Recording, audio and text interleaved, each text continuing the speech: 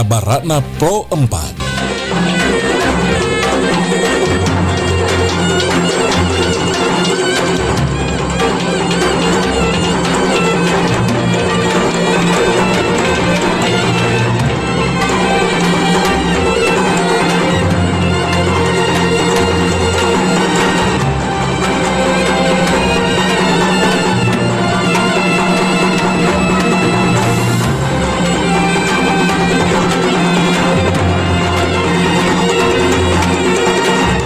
Kabaratna Pro 4 pukul 9 waktu Indonesia Tengah.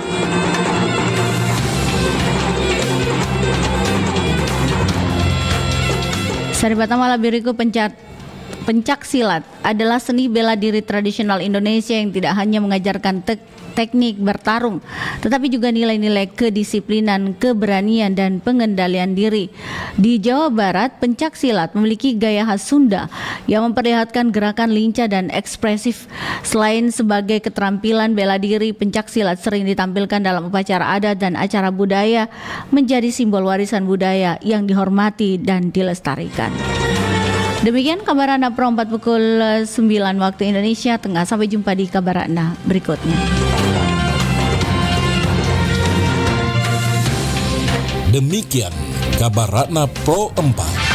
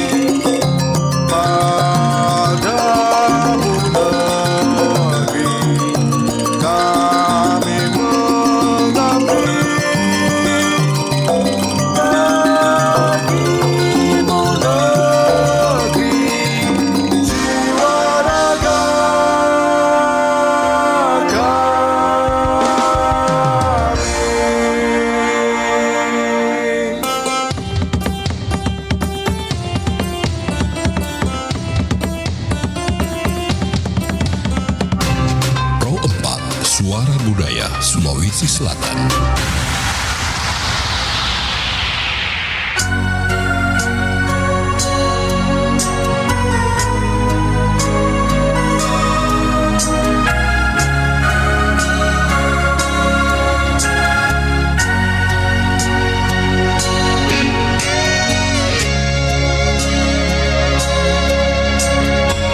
Nampak aneh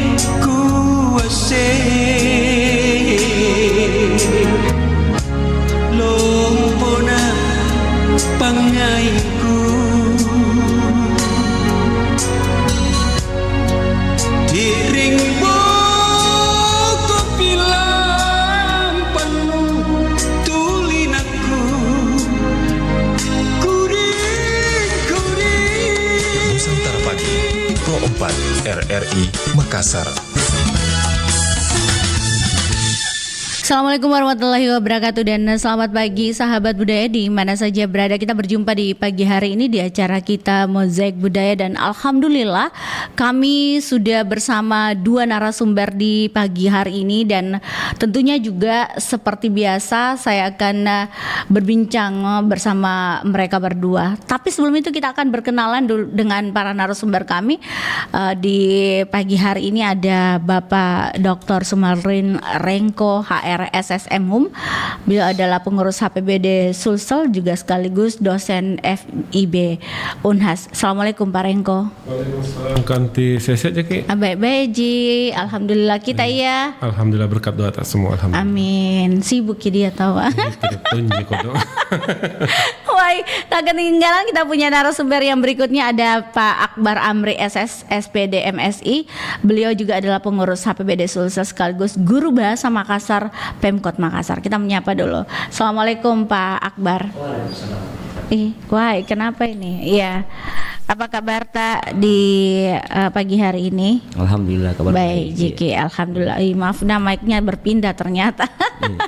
Baik, oke, Pak Akbar dan Pak Rengko. Saya panggilnya Pak Rengko, bukan Pak Iya. Sumarlin, Pak Iya, Rengko. Rengko. Baik, kalau bicara tentang tanda-tanda alam, pastinya juga itu kalau sebelum memasuki musim hujan, Pak Rengko, Pak Akbar, itu ada tanda-tanda alam. Nah, apa itu tanda-tanda alamnya? Boleh diberitahukan dulu Pak Rengko atau Pak Akbar dulu, terserah. Oke, silakan. Iya. Kanti dan seluruh penikmat RRI Pro 4 dimanapun berada yang saya hormati, bahwa alam itu atau lebih kecilnya kebun atau sawah adalah laboratorium bagi masyarakat Pamari. Pamari itu adalah orang yang bekerja atau berladang, ya, berkebun. Kan kalau ada nelayan ada petani. Ya, Tapi betul. secara umum itu petani dan orang yang bekerja di ladang itu disebut petani ya. Petani, ya. Jadi itulah istilah pamari bagi yang bekerja di ladang atau di sawah. Nah, jauh sebelum kita lahirkan generasi-generasi Ya. yang lalu di naskah-naskah lontar itu banyak tanda-tanda alam. Salah satunya tentang bintang ya. Bintang. Pengetahuan perbintangan masyarakat Makassar, masyarakat Bugis, mungkin masyarakat Toraja juga dalam artian yang tidak tertulis ya, karena masyarakat Toraja tidak memiliki naskah lontar. Oh ya, Iya. oke. Misalnya kalau ada istilah-istilah punantama mi purung-purung ada lingkaran di atas itu pada jam-jam dini hari jam 3 atau dini hari atau jam-jam makan sahur. Itu berkumpul itu bintang di situ, maka tanda-tanda salah satunya adalah tanda-tanda alam bahwa tidak lama lagi akan memasuki musim hujan. Itu menurut naskah lontara. Terus karena alam ini adalah laboratoriumnya masyarakat petani, masyarakat kita, salah satunya ada tanda-tanda ketika posisi matahari anrai mialoa ya. Anrai mialoa. Maksudnya? Matahari itu cenderung ke timur. Kan biasa ada gerak semuanya matahari kalau kita ada jemuran itu bergeser. Iya. Betul. Iya. Betul. Ada gerak semu kan? Biasa Iya. dulu jendela sampai di sini di sinar pantulan cahayanya. Sekarang ketika menjemur kenapa berpindah ini matahari cahayanya kan? Itu juga tanda-tanda alam pengalaman atau pengetahuan masyarakat kita atau moyang kita ya. Yang kedua selanjutnya adalah kapuk. Tapi sekarang ini agak ekstrim juga. Salah satu tanda-tanda alam itu kapuk ketika kering dan terbang-terbang nih Kanti. Oh iya tahu kalau di kampung ada itu. Kalau anu itu terbang-terbang di kapun atau Kanti, mami hujan itu tidak lama mi. Oh begitu. Iya, jadi itu tanda-tanda alam. Yang kedua adalah yang namanya langoting, ki hujan. Hujan. Ki hujan itu kan itu, nah bilang orang di kampung atau menurut masyarakat dataran tinggi bahwa ketika bunga langoting ki hujan itu sudah jatuh di batu-batu sungai, itu tidak lama lagi akan hujan karena pasti hujan pas solo mi akan dialirkan oleh air yang pertama mengalir. Bunganya itu bentuknya bagaimana? Boleh tahu Kayak serbuk-serbuk ya. Keunguan. Iya. Oh ungu baru ada serbuk-serbuknya begitu di. Oh iya. Bunga mangga, berbunga mangga ya. Iya. Oh Banyak sekali yang bisa begitu. diperhatikan. Jadi kalau berbunga mi hujan itu kan jatuh-jatuh di batu-batu sungai, bagi masyarakat itu tidak lama lagi akan hujan. Jangan ke dekat-dekat sungai itu karena pas solo akan itu air pertama hujan itu terbawa dengan bunga langoting itu. Oh begitu. Bunga ki hujan. Oh iya. Tapi yang lebih jelasnya itu matahari. Matahari. Kebanyakan orang berpatokan sama matahari orang dulu ya. Iya, oke. Baiklah, kalau bicara tentang musim hujan dan aset budaya Pamari, sebenarnya apa Pamari? Pamari. Iya. Oh mohon maaf, Iya. saya lidahku agak sedikit salah nih. Pamari. Pamari. Ya, Pamari. Ya, Pamari. Oke. Ya, jadi- Oke, boleh. Silakan. Ya, baik, terima kasih. Jadi pamari dalam kata bahasa Makassar itu kata dasarnya mari. Oh ya. Mari. Jadi mari itu atau amari adalah mengolah tanah. Mengolah tanah, mengolah sawah. Iya. Terus pamari itu adalah petaninya. Oh, petaninya. Sedangkan pamarikang lahannya. Oke. Lahan untuk bersawah, berkebun. Itu iya. secara katanya. Tadi sudah dijelaskan sama Pak Dr. Rengko bahwa tanda-tanda alam itu sebenarnya kalau kita perhatikan itu kita sudah bisa tahu. Maksudnya kalau kita sudah diajarkan termasuk saya diajarkan di SD itu di sekolah. Waktu saya SD diajarkan sama guru saya bahwa kalau matahari sudah bergeser itu ke arah condong lebih ke arah utara. Utara dia sudah memasuki musim penghujan seperti itu. Oke, kalau bicara tentang tanda-tanda alam tadi, itu kita mau memasuki musim hujan. Nah, ini salah satunya Pak Rengko atau Pak siapa? Pak Akbar. Iya. Itu ada tidak masyarakat itu punya tradisi tertentu untuk mereka melakukan ritual kah atau apa begitu? Ada tidak seperti itu, Iya. Pak Rengko? Bagi masyarakat petani umumnya di Indonesia itu memiliki yang paling dasar itu ketika memasuki mendung ya, Iya. itu sudah hampir tuntas itu kebunnya. Malu bagi masyarakat petani ketika kebunnya masih berantakan. Oh begitu. Itu- Maksudnya bagaimana Pak Rengko ini berantakan? Kan masih ada sisa-sisa misalnya mungkin batang Padi, jagung, padi, kacang-kacangan dan yang lain-lain. Ketika hitam di langit itu mendung itu bagi masyarakat petani itu tanda-tanda besar akan kita memasuki fase menanam. Tidak ada lagi kebun yang berantakan. Jadi malu ketika gumur mirate na pena panata angka sakukona itu namanya atepo. Tradisi atepo itu adalah mengumpulkan sisa-sisa pertanaman, Yeah. misalnya kayu dan tangka-tangka dan sebagainya itu Yeah. dikumpulkan kemudian dibakar atau disimpan di tempat tertentu yang Yeah. tidak mengganggu pertanaman baru atau pada saat memasuki musim Hujan. hujan seperti itu. Iya. Ada juga ada istilahnya tuh kalau ada awan. Nah kalau Iya. itu Mangkasar ya batu labu bangking. Oh, lah bubang. Artinya? Labu bangking panjang kaki. Kalau sudah ada awan yang hitam berkumpul, nah itu diistilahkan sebagai labu bangking atau panjang kaki. Lah bubang. Oh ada bahasanya Ada juga istilahnya, begitu. ungkapan. Ungkapan. Labu bangking. Ungkapan tak berarti tanda-tanda memasuki hujan lah bubang. Begitu. Tapi masyarakat memang sudah membacanya itu begitu, Pak Amri. Sudah maksudnya Iya, Pak Akbar, mohon maaf. Iya. Ketika dia lihat gumpalan awan, dia sudah memberi istilah bahwa ini labu bangking. Artinya sudah hujan sudah dekat. Istilahnya seperti itu. Jadi awan ini Ya. diberi tanda bahwa dia sebagai labu bangking panjang kaki seperti itu. Iya. Oke, selain tanda-tanda itu, biasanya masyarakat sendiri tuh yang tadi Pak Rengko bilang dia sudah bersihkan di kebunnya, malu siri kalau tidak Malu, bersih iya, tuh, betul. gitu. Nah, apalagi yang mereka biasanya lakukan masyarakat ini, apalagi kalau bicara tentang budaya Pamari sendiri, Pamari itu sendiri. Nah, mereka ada, ya tadi saya bilang ritual-ritual tertentu juga ada begitu, Iya. Pak Sekarang, Rengko, atau iya, tidak, atau ada. bagaimana Tetap ini ada. ceritanya? Ini kan kita sudah memasuki mekanisasi pertanian ya. Era memasuki mekanisasi pertanian. Pertanian semakin maju. Iya. Tentunya pemilihan bibit unggul juga sudah sedemikian rupa hebatnya sekarang karena ilmu pertanian. Tetapi saya bukan berbicara masalah kemajuan pertanian, tapi kaitannya bagaimana masyarakat Pamari itu atau orang-orang yang berkecimpung di dunia pertanian itu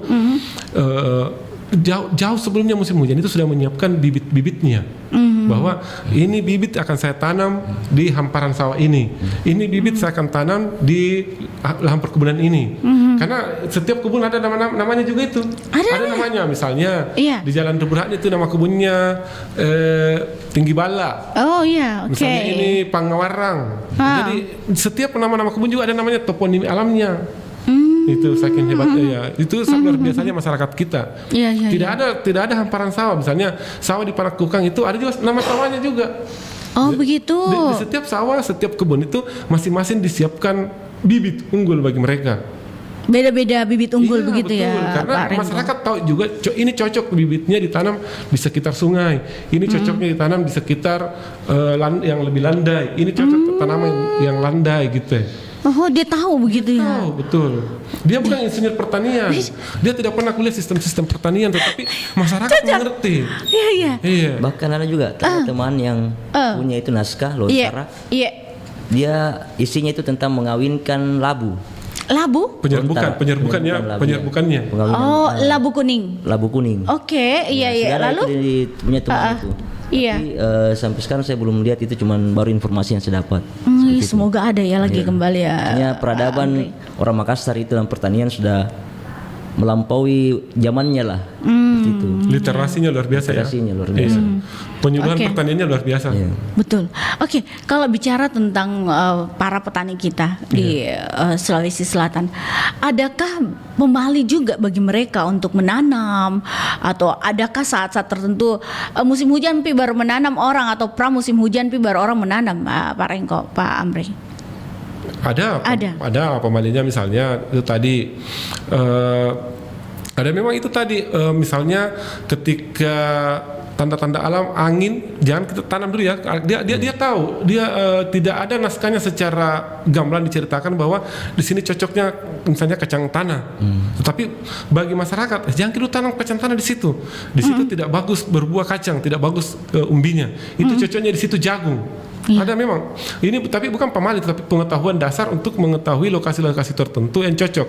Sama ketika kita menanam padi di kampung, di kampung tertentu, misalnya ada memang lahan yang cocok untuk beras ketan atau padi hitam. Ya, jadi tidak saya dalam artian bukan sih pamali, tetapi masyarakat. Kalau bahasanya tadi Pak Akbar melampaui batas pengetahuan yang luar biasa.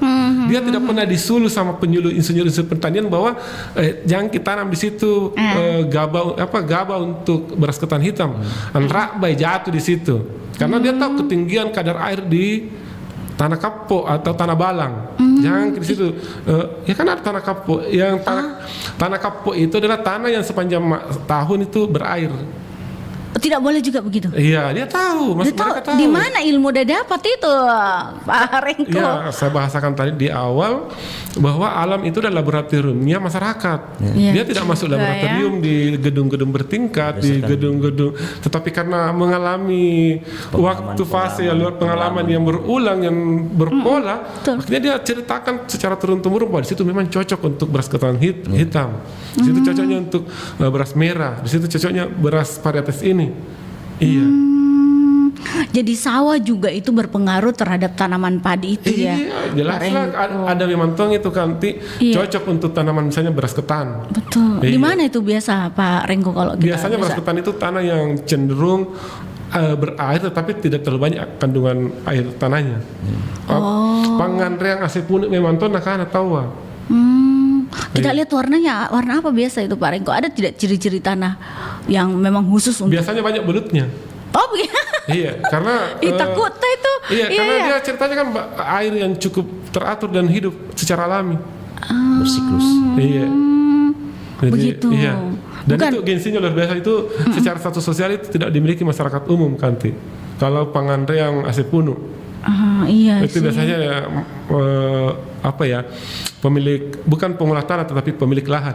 Karena ada masyarakat petani pengelola, ada masyarakat petani pemilik dan pengelola. Ini masyarakat pemilik umumnya. Oh, iya. Begitu. Iya. Oke, kalau bicara pamari sendiri, pamari sendiri, itu di suku Makassar ya? Hampir semua di seluruh Indonesia itu persoalan istilah saja ya. Iya, di suku Sunda juga ada, di suku, iya di hampir seluruh masyarakat petani, di masyarakat yang beriklim tropis dan subtropis saya kira ada, cuma istilah berbeda saja itu. Gitu ya. Iya. Jadi nama daerah, maksudnya namanya itu dalam bahasa daerah itu beda-beda begitu ya. Terus Pak Rengko, Pak Amri, kalau Pak Akbar, kok saya Pak Amri lebih suka. Memangin bapaknya Pak Amri itu baik sekali. Iya, saya selalu tuh sukanya sebutnya Pak Amri begitu. Ternyata Pak Akbar ternyata. Itu pemimpin dia. Iya, begitu deh. Iya. Oke, Pak Rengko, sejak kapan masyarakat itu tahu atau mungkin juga para petani itu tahu bahwa ini siap-siap bikin sekarang dengan tanda-tanda alam ini, dan dia menanamnya tuh kapan begitu? Ini pertanyaan paling sulit karena terkait sejarah ya. Jadi kalau saya jawab itu sejak masyarakat menikmati dan mensyukuri alam, sejak manusia ada, karena manusia lahir untuk salah satunya untuk makan dan makan untuk beraktivitas. Itu sejak manusia bisa survive itu sudah tahu.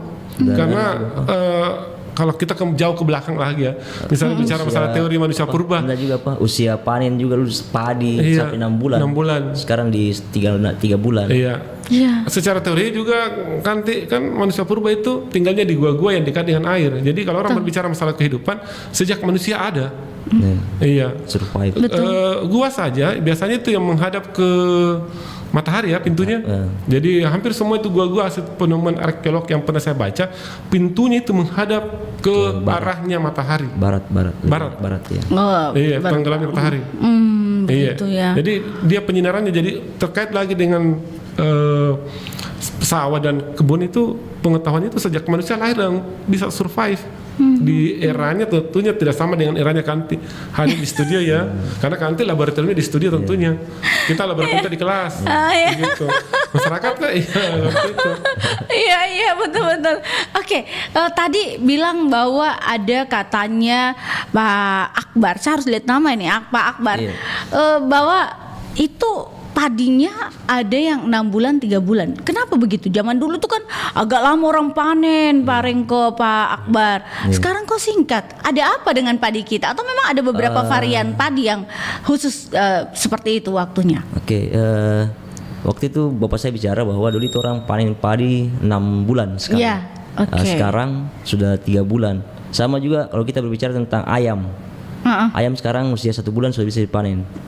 Artinya peningkatan ilmu pengetahuan manusia semakin tinggi semakin tinggi. Terus masalah yang saya lihat di lapangan, karena Pak Rengko tadi bahas tentang bibit benih. Iya. Jadi benih sekarang masyarakat itu tidak ada yang membuat benih, tetapi mau menanam beli benih, menanam beli benih. Ini juga saya rasa ini ada persoalan di sini. Oke. Karena masyarakat dulu itu kalau masyarakat sudah panen dia pisah di situ untuk bibit benihnya ini, untuk benihnya. Sekarang masyarakat lebih enak beli bibit benih, terus dia menanam. Begitu terus siklusnya. Atau ini mungkin ekonomi juga main di sini, Pak. Yes. Kebijakan nih. Iya, oke. Itu kebijakan ekonomi gitu. Luar biasa itu. Saya tuh tidur sama penyuluh pertanian kan. Iya. Oke. Terus sedikit banyaknya kadang-kadang juga bicara yang terkait dengan pertanian supaya nyambung kan. Jadi menyambung tadi pertanyaannya Kanti, dulu kan orang menikmati padi itu 6 bulan. 6 bulan. Iya. Kenapa singkat sekali sekarang 3 bulan panen orang? Hal itu banyak terkait Kanti. Dulu kan sifatnya padi organik kan. Oh iya. Terus ilmu-ilmu pemuliaan tanaman atau agronomi atau budidaya pertanian itu kan tidak sehebat sekarang kan. Iya, betul. Ya, pertanyaannya sekarang di mana kita akan melestarikan pengetahuan-pengetahuan itu. Iya. Kanti kalau pergi di toko organik itu pasti mahal Kanti ya. Mahal. Berat organik yang bebas pupuk dan bebas pestisida. Yang alami. Mahal Pak. Iya. Saya juga heran kenapa ya? Kenapa mahal Kanti? Iya. Coba bayangkan 6 bulan baru dipanen. Berarti lama menunggu Kanti kan? Betul. Menunggu itu menyiksa Kanti. Saya tak mau menunggu itu Iya lama. betul betul. Itu mahal Kanti. Oh begitu. Kan saya kira menikah. Oh ya sama. Iya kan biasa orang kan menunggu lamanya itu saya menikah ya. Mungkin belum jodoh begitu maksudnya juga ya. Kurang lebih seperti itu. Karena itu terkait juga organik itu kan paling disukai juga sama hama atau serangga Kanti. Kenapa Karena begitu? Bebas racun, bebas pestisida, bebas kimia. Jadi banyak tantangannya, termasuk misalnya tanaman-tanaman atau sayuran-sayuran yang organik itu kan mahal karena memang betul-betul dijaga kayak anak bayi. Bebas dari pupuk, bebas dari pestisida. Pokoknya yang terkait dengan zat-zat kimia buatan itu jauh. Jadi begitulah moyang kita. Saya masih sempat pergi di kebun waktu padi masih 6 bulan. Iya, luar biasa tantangannya itu Kanti.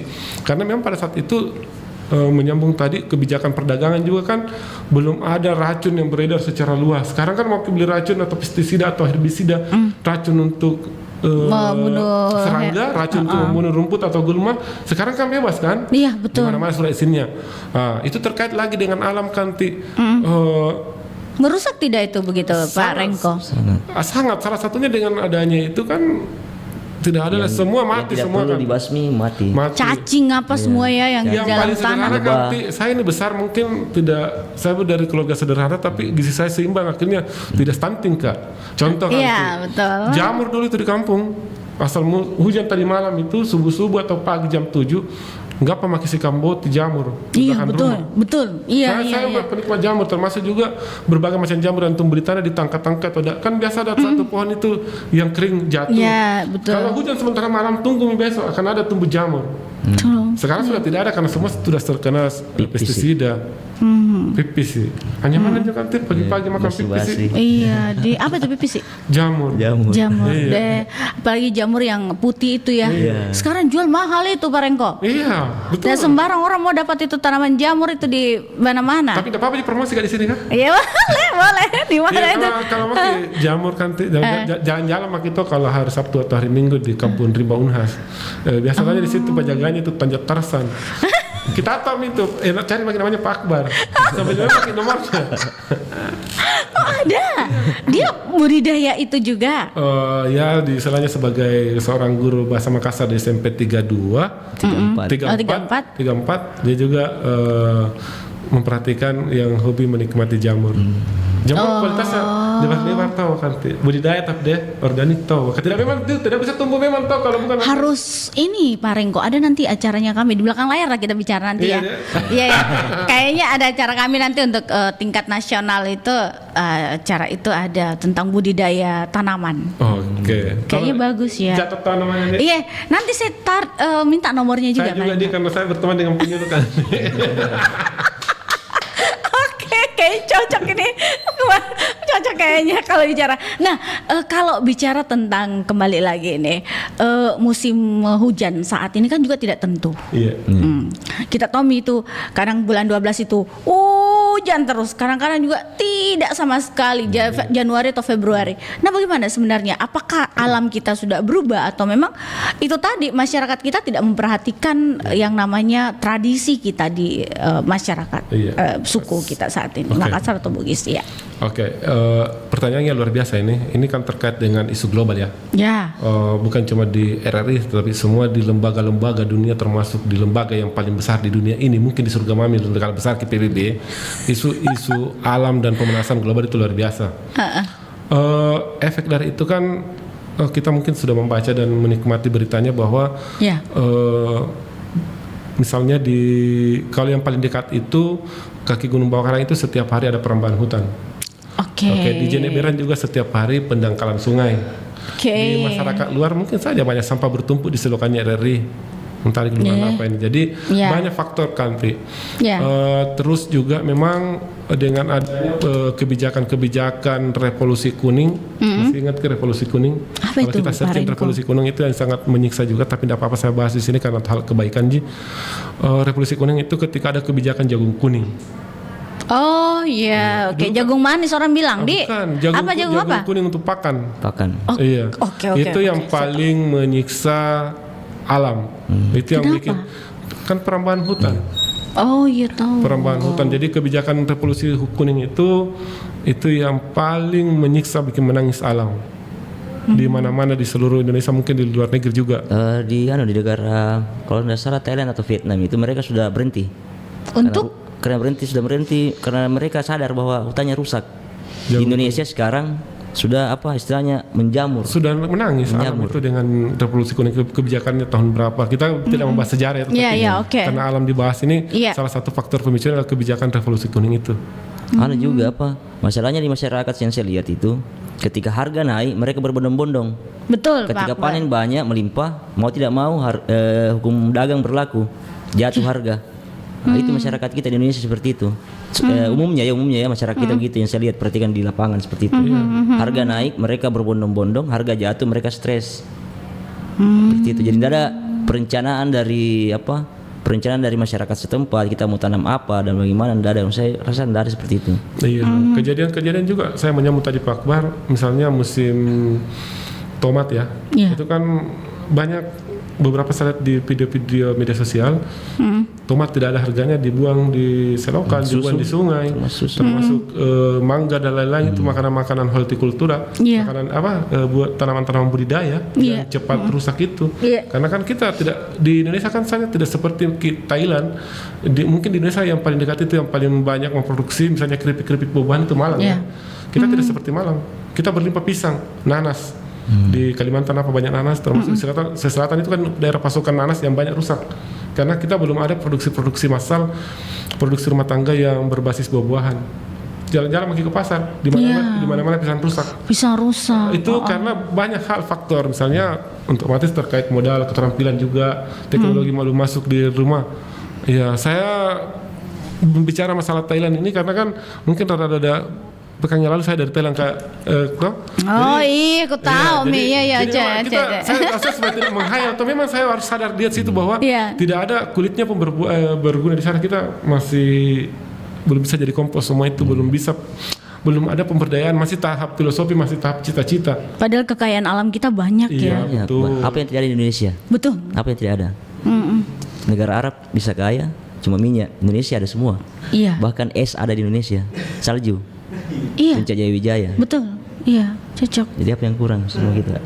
Kurangnya pengetahuan mungkin ya. Kebijakan intinya kalau saya kembali ke orang per orang, baik penentu kebijakan. Kalau saya sebagai pengurus HPBD ya mengajarkanlah yang terkait dengan alam di HPBD.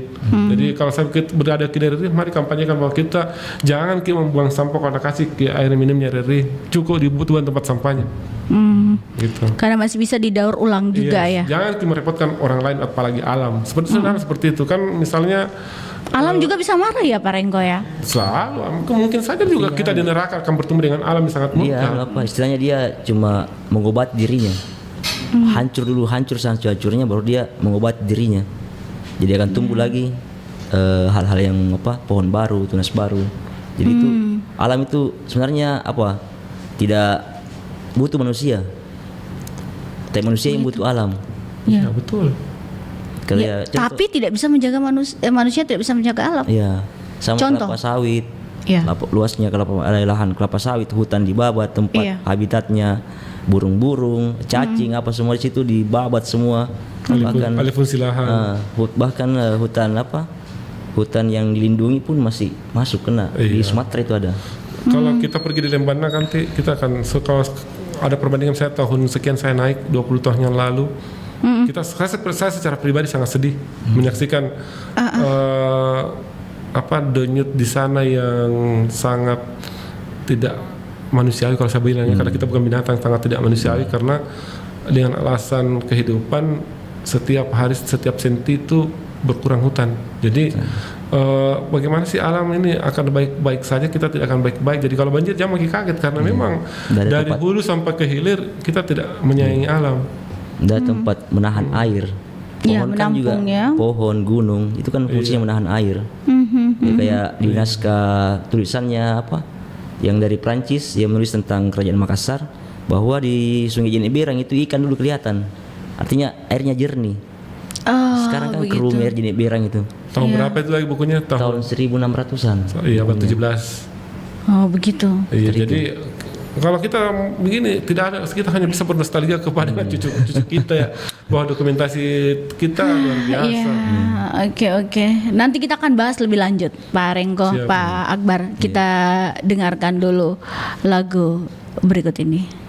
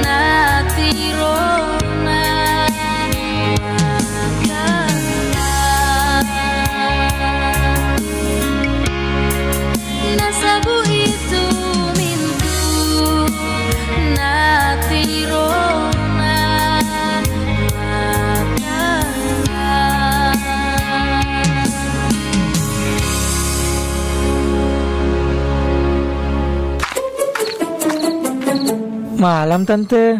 Iya, ada apa? Malam-malam kesini kamu? Tante, saya mau melamar anaknya Tante. Oh, begitu ya. Boleh, tapi saya mau tanya terlebih dahulu sama kamu. Iya Tante. Nama kamu siapa? Nama saya. Tinggal di mana? Tinggalnya di Aslinya mana? Kerjaan kamu apa? Aduh. Bibit, bebet, bobot kamu bagaimana? Aduh, saya bingung Tante. Kok? Udah bingung? Kamu jawab saja sudah bingung. Nggak jelas kamu ini. Itu kan sudah jelas bibitnya, bebetnya, bobotnya apa. Kalau gitu saya pulang dulu Tante. Loh, kok malah pulang? Nggak jelas kok nyalon. Makanya, kenali calon pemimpin Anda sebelum memilih, agar tidak salah pilih.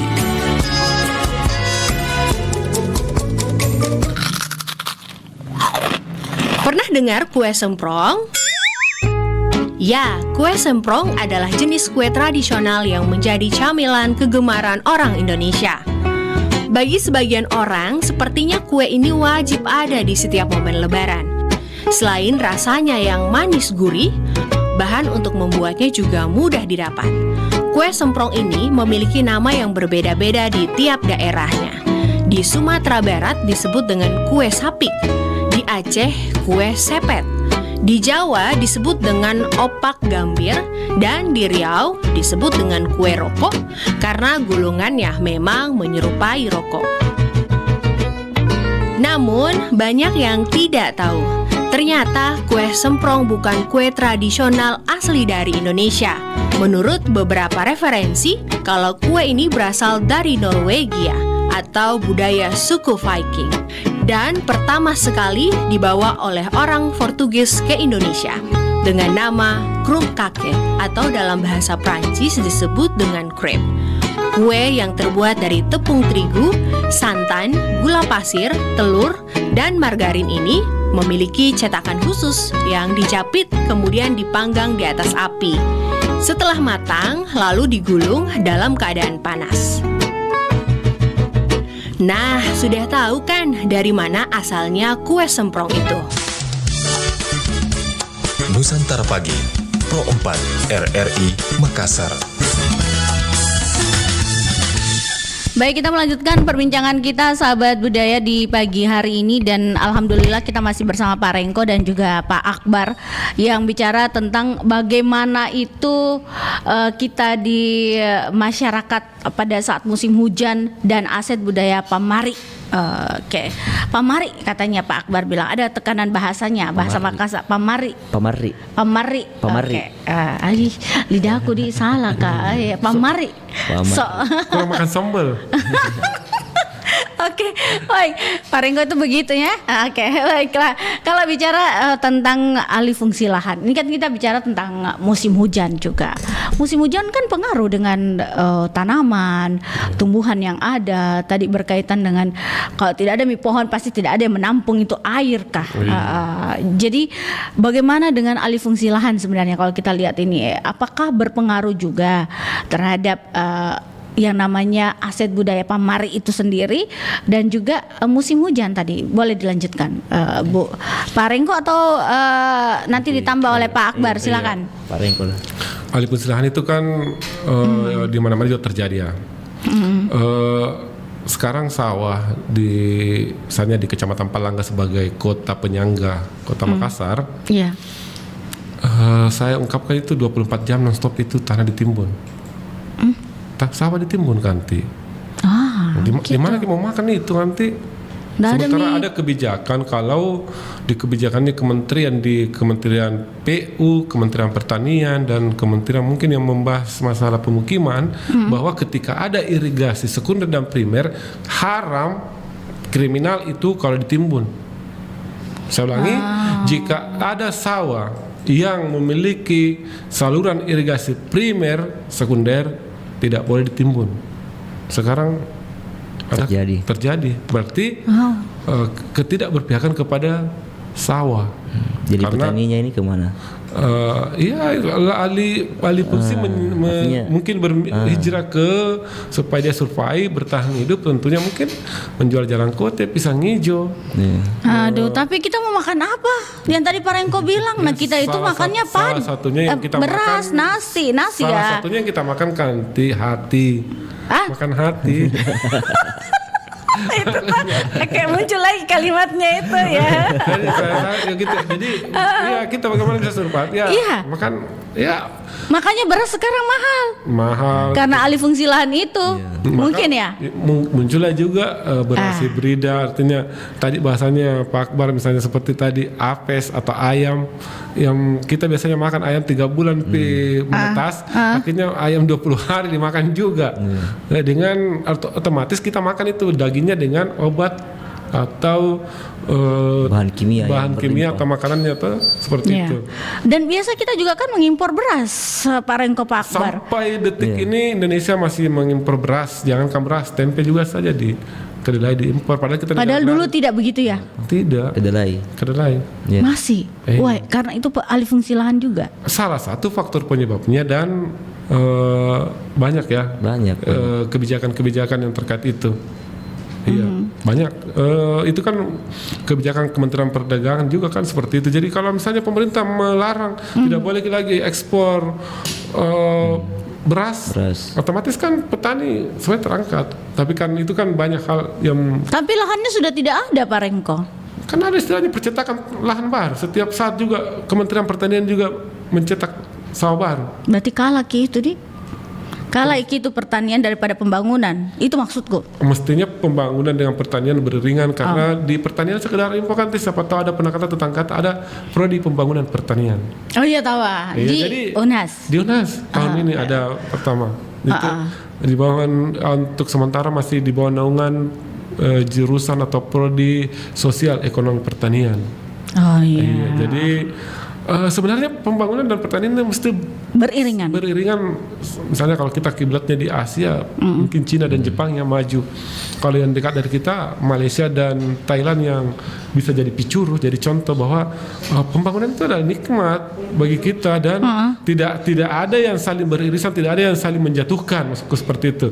Pembangunan jalan, pembangunan jalan, pertanian juga, pertanian juga pembangunan. Pertanian itu kementerian yang luar biasa. Karena masyarakat juga semakin bertambah, Pak Rengko. Iya, itulah. Jadi butuh nasi dan beras itu banyak Iya betul. Jadi juga apa? Makanan pokok kita kan bukan beras sebenarnya. Iya, itu juga menurut saya sambung Pak Akbar saya ingat kan sebenarnya juga kita ini kan tidak semua pulau itu makanan moyangnya, makanan pokoknya adalah beras. Tapi tidur sama penyuluh pertanian? Apa Anda bilang? Karena kita penyuluh di Sulawesi Selatan memang kita makan beras. Tapi saudara-saudara kita misalnya di Papua itu sagu. Kan tidak mesti memang di situ didagangkan beras, mestinya di situ dikembangkan adalah sagu. Karena pertama gizinya bagus, sehat dan juga bergizi kan tentunya kan, dan itu jauh lebih sehat. Menjadi budaya mereka. Iya. Sama juga misalnya di pulau-pulau Sulawesi Tenggara, di saudara kita di Muna dan Butan itu makanan pokoknya kan singkong. Mestinya di situ yang diajari masyarakat di situ ya bagaimana menanam singkong yang baik, yang sehat, bukan diajari makan nasi seperti itu. Jadi kita berbasis alam. Singkong juga gizi yang bagus. Manado? Jagung. Apa dia? Kan ada bubur Manado jagung itu. Apa orang bilang barokbo, apa orang bilang di sini kita punya. Kita di selatan memang makanan budaya kita memang nasi dan jagung. Jagung ya? Iya, di selatan. Di selatan. Di Pulau Sulawesi yang besar ini. Ada umbi-umbian juga yang dibilang apa? Yang berduri itu buatannya. Sikapa. Iya, tapi sikapa juga yang kita. Tidak beracun itu, Pak Rengko, Pak Akbar. Gatal deh. Talas ya, beda ya? Beda varietas yang berbeda. Kalau talas itu berkayu, kalau ini merambat. Berduri seperti hatinya. Pak Akbar. dia guyonnya mulai dia lucu-lucunya kambuh lagi ya. Oke, lanjut. Ada orang biasa dibengong. Sikapa itu kalau tidak bagus pengelolaannya, pasca panennya. Jadi cara mengirisnya, cara dikeringkannya, direndam. Gatal begitu Pak Rengko maksudnya. Bukan gatal, tapi napaka belengnya orang, maksudnya kayak teler. Oh, teler. Itu ada sedikit kandungan ada zat, tapi bukan racun. Tidak sampai di orang keluar yang Iya, yang yang kan, putih-putih. Iya. Tapi itu bikin apa ya, oleng gitu. Oh. Iya. Begitu. Oke. Kalau Pak Akbar ada mungkin yang bisa ditambahkan. Alih fungsi lahan itu sendiri. Kita beralihkah atau ada tempat-tempat tertentu yang tidak boleh ditanami, ada tempat tertentu yang tidak boleh dibangun bangunan? Iya. Itu tergantung kebijakan tadi Pak. Tapi Riko kata. kata kelola tanah kota maksudnya? Ya, begini ya. Ya, yang- dia kan dari Pemkot ya? Iya. Iya, Pak Rengko ya. Kode-kode Karena dulu kan Pak Rengko. ada IMB, izin mendirikan bangunan. Iya, Nah, oke. dari mana ini IMB? Kan dari pemerintah. Nah, Iya. termasuk di belakang rumah saya di kira-kira itu empang semua itu, walaupun kita tidak punya hak bahwa jangan jual tanahmu. Nah, tapi yang kasih izin membangun di situ kan ada IMB. Nah, empang semua di belakang rumah itu yang tiap tahun menada air, Iya. jadi penampungan air, tempat lewatnya air hilang.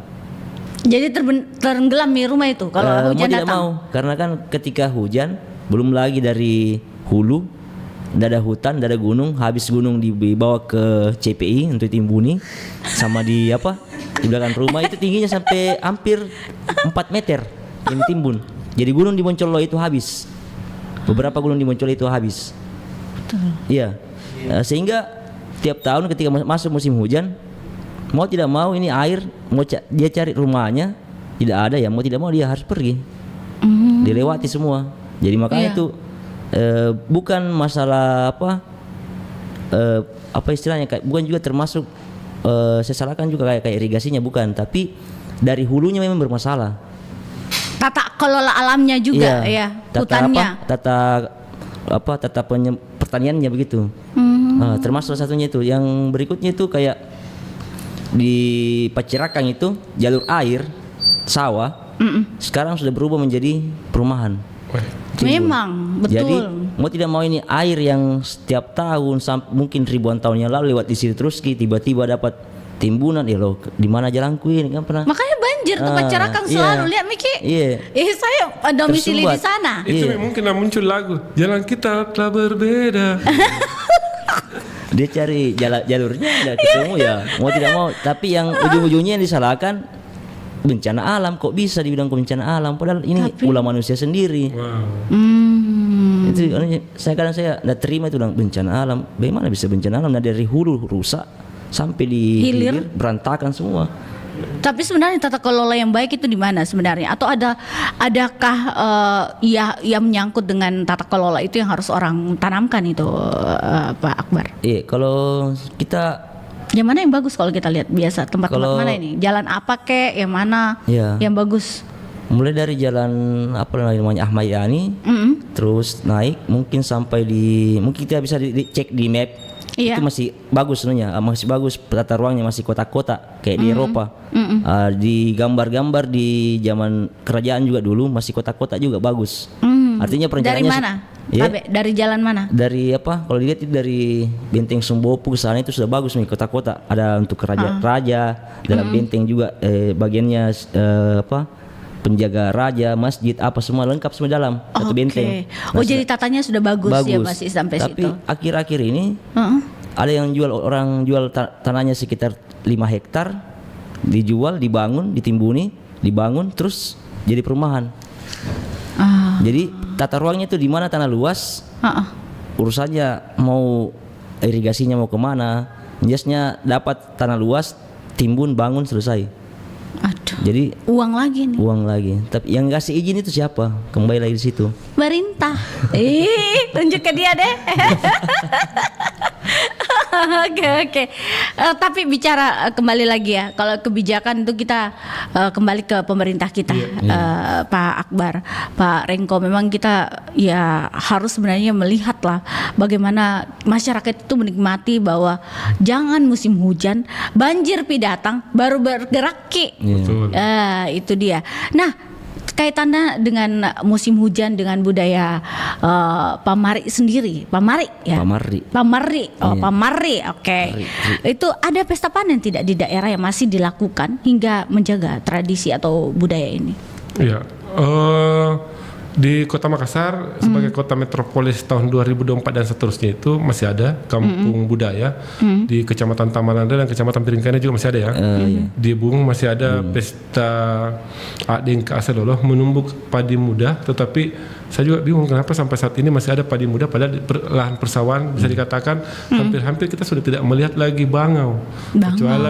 Kecuali pakai memakai baju putih tengah malam bangau kapang ini terbang-terbang. Terus di Kecamatan Biringkana ya di ada namanya Kampung Buka Mata, kampung wisata. Di sana juga masih mengenal tradisi sebagai bentuk menghormati alam, menghormati lingkungannya. Iya, itu sejalan dengan dalam ayat suci Al-Qur'an. Ganti sebagai terakhir. Nggak apa-apa ya. Iya terakhir sekalian. Iya. Yang terakhir closing langsung sekalian ya ini. Pak Akbar juga closing sekalian nanti karena ya. Kan ini di ayat 30 Ar-Rum toh kanti. Iya. Nah bilang Allah dalam firman-Nya tidak rusak alam ini kecuali manusia sendiri akan merusaknya sendiri. Iya. Jadi tidak ada kerusakan di muka bumi ini kecuali perbuatan sendiri, perbuatan saya, perbuatan Pak Akbar, mungkin juga perbuatannya Kak Arti. Kecuali perbuatannya Pak Noje tidak tahu. Lari datang. Merusak dia merusak. Merusak situasi. Iya. Kan tidak ada tumbuh gitu. Jadi seperti itu kan. Jadi tidak ada kerusakan kecuali Pak Noje merusak sendiri. Iya, cocok karena dia alam itu kalau gundul otomatis berpengaruh sama musim. Iya, makanya kita harus menjaga alam kan, betul. Iya, betul. Iya, betul sekali. Oke, Pak Akbar, silakan mungkin ada yang bisa ditambahkan. Mungkin kalau saya lebih kita lebih bijak terhadap alam karena biar bagaimanapun sekarang itu isu global ya, sudah menjadi isu global bahwa pemanasan meningkat, panas bumi meningkat, bahkan jam-jam 9 malam itu masih terasa panas. Jadi alangkah baiknya kita sebagai manusia, alam telah memberi Allah telah memberikan kita ladang untuk cari makan, berbuat baik. Maka kita juga harus seperti yang dibacakan tadi Pak Rengko, kita juga harus berbuat baik kepada alam. Artinya Allah sudah menyediakan, kita tinggal rawat ini alamnya. Kita sudah pokoknya apapun ilmunya sekarang sudah ada nih. Mau pertanian, mau kehutanan, lengkap semua, perencanaan kota dan wilayah sudah lengkap semua. Tinggal bagaimana manusia ini menerapkan atau mengaplikasikan ilmu-ilmu yang ada. Contoh di depannya Unhas, salah satu universitas terbesar di Indonesia Timur, sering banjir di depannya. Cocok. Padahal di dalam kampus itu ada namanya perencanaan wilayah. Ada juga itu air mancurna. Karena ini juga ada ada teknik sipil. Kenapa dia tidak manfaatkan ini mahasiswa dosen di dalam untuk bagaimana di depannya Unhas supaya solutif pengabdian pada masyarakat berfungsi. Ini tidak banjir, tapi toh yang kita lihat banjir. Baru hujan sedikit saya banjir di depan Unhas. Padahal di situ tempat mencetak akademik mahasiswa. Banyak orang-orang pintar di sana. Lagi nih Kanti. Resah dan gelisah. Berarti dia punya ini ya, harusnya otaknya dijalankan dengan teman-teman ya. Begitu Pak Akbar ya. Mudah-mudahan ada solusi lah nanti. Ada air mancurnya itu, mungkin air mancurnya bisa ditambah itu aja. Ini tuh di kampung Rimba kan, jangan makin situ dan mancur lagi makin di kampung Rimba tahu. Nanti kawan-kawan ke sana gini. Baiklah, terima kasih Dr. Sumarlin Rengko HRSSM HUM, juga Pak Akbar Amri SS SPD MSI di topik kita pagi hari ini musim hujan dan aset budaya Pamari. Mudah-mudahan informasinya bermanfaat untuk masyarakat. Sampai ketemu lagi di topik yang berbeda. Seru sekali kebersamaan kita di hari ini. Assalamualaikum warahmatullahi wabarakatuh. Waalaikumsalam warahmatullahi wabarakatuh. Nusantara Pagi